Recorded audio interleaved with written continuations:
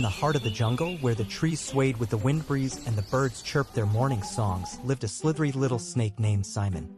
Simon wasn't like the other snakes. He was curious, friendly, and always looking for something new and exciting.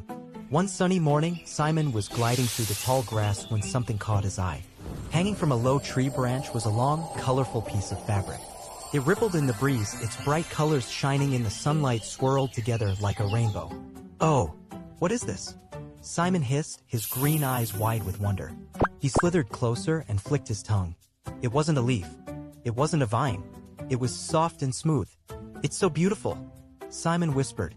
Carefully, he wrapped the fabric around his long, scaly body. It felt warm and cozy, and when he looked down, he thought he looked quite fancy.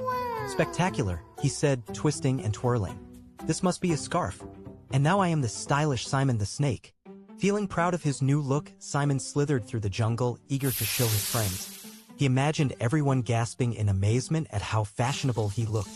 But as soon as he passed a group of animals, laughter filled the air. "Ha! A snake in a scarf? That's the silliest thing I've ever seen," chuckled Chaz the chimp, hanging from a vine.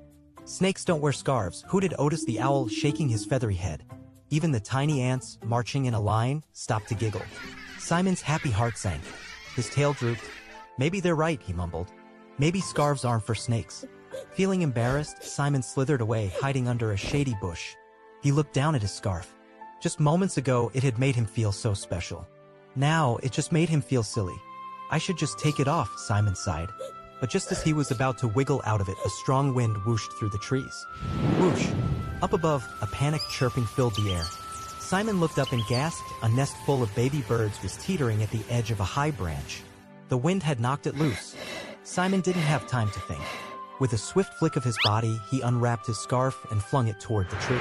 The soft fabric caught the nest just in time, wrapping around the branch like a safety belt. The baby birds chirped and wiggled, but they were safe. Their mother swooped down, her eyes wide with relief. "Oh, Simon, you saved my babies," she chirped, flapping her wings happily.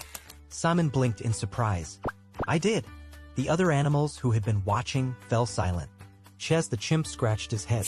"Whoa, that scarf is actually pretty cool." Otis the owl nodded. Yes! "And useful." The tiny ants whispered among themselves before one of them popped up. "Maybe scarves are for snakes." One by one, the animals gathered around Simon, no longer laughing, but smiling. "We were wrong to tease you," said Chaz. "You wore the scarf because you liked it, and that's what matters." Simon lifted his head proudly. "Yes, I like it, and I like being me." Then something unexpected happened. Chaz found a leafy vine and tied it around his neck like a